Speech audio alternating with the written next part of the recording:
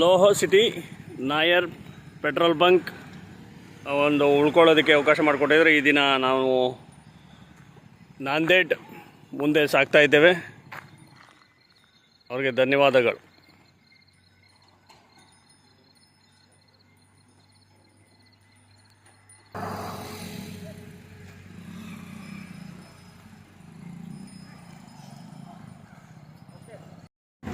ಸೆಂಟ್ರಿಂದ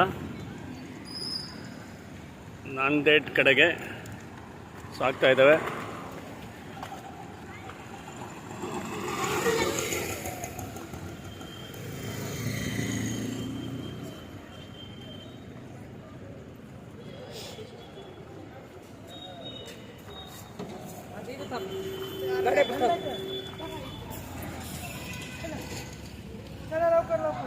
ಎಳ್ನೀರೆಲ್ಲೂ ಸಿಗ್ತಾ ಇರಲಿಲ್ಲ. ಈಗ ಮಹಾರಾಷ್ಟ್ರದ ನಾಂದೇಡಲ್ಲಿ ಎಳ್ನೀರು ಕುಡಿದು ನಾಗ್ಪುರದ ಕಡೆಗೆ ನಮ್ಮ ಪ್ರಯಾಣ. Nanded city Nagpur bypass. ಹೊಲಗಳಿಗೆ ಬೀಜ ಹಾಕಿ ಬಿತ್ತನೆ ಮಾಡುವಂತಹ ಕೂರಿಗೆ.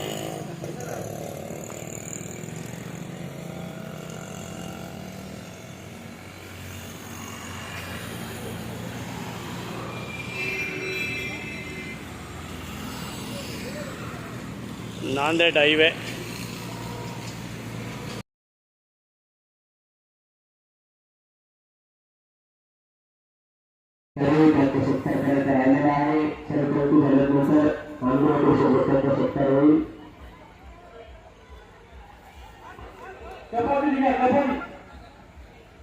या ठिकाणी संदेश देण्यासाठी गुरु महाराजांच्या समोर म्हैसूर पासून सायकलवरचा प्रवास करत आले आणि एक संदेश देण्यासाठी पर्यावरणाच्या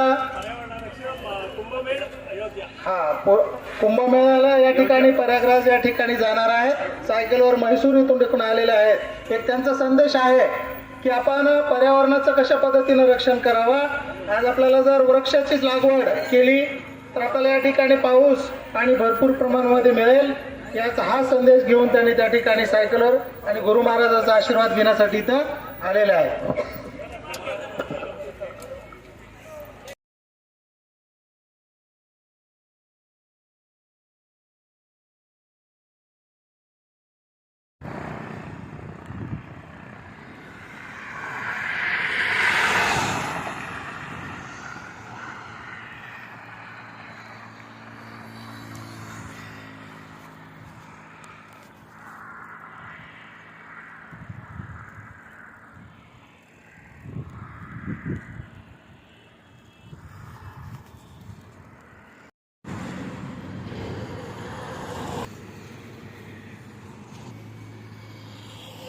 ನಮಸ್ಕಾರ. ನೋಡ್ತಾ ಇದ್ದೀವಿ ಪಾದಯಾತ್ರೆ. ಈ ಬೇಸಿಗೆಯ ಸಂದರ್ಭ ಬಂತು ಅಂದರೆ ರೈತರಿಗೆ ಎಲ್ಲಿಲ್ಲದ ಉತ್ಸಾಹ. ದೇವರಿಗೆ ಪಾದಯಾತ್ರೆ ಮೂಲಕ ತಮ್ಮ ಭಕ್ತಿಯನ್ನು ಸಮರ್ಪಿಸಿ ದೇವರ ದರ್ಶನ ಮಾಡುವುದು. ಇದು ರೇಣುಕಾದೇವಿ ದರ್ಶನಕ್ಕೆ ಹೊರಟಂತಹ ರೈತ ಬಾಂಧವರು ವಿವಿಧ ಗ್ರಾಮಗಳಿಂದ ನಾಂದೇಡ್ ಮಾವೂರ್ ಎಂಬ ಸಮೀಪದಲ್ಲಿರುವ ರೇಣುಕಾದೇವಿ ದೇವಸ್ಥಾನ ನಮ್ಮ ಕರ್ನಾಟಕದ ದಕ್ಷಿಣ ಭಾಗದ ಮಲೆ ಮಹದೇಶ್ವರ ಬೆಟ್ಟ ಪುಣ್ಯಕ್ಷೇತ್ರಕ್ಕೆ ಪಾದಯಾತ್ರೆ ಹೊರಡ್ತಾರೆ. ಮತ್ತು ಶಬರಿಮಲೆಗೆ ಹೋಗ್ತಾರೆ. ಕೇರಳ, ಆಂಧ್ರ ಪ್ರದೇಶದ ತಿರುಪತಿ ಮತ್ತು ಶ್ರೀಶೈಲಂ ಮಲ್ಲಿಕಾರ್ಜುನ ಸ್ವಾಮಿಗೂ ಪಾದಯಾತ್ರೆ ಲಕ್ಷಾಂತರ ಮಂದಿ ಹೋಗ್ತಾರೆ.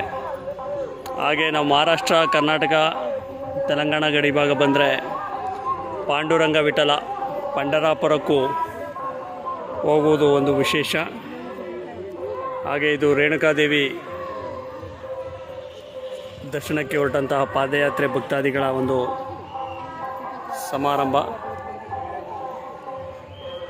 ನಾಂದೇಡ್ ರೋಡ್ ನಾಗಪುರ ಮುಖ್ಯ ರಸ್ತೆ.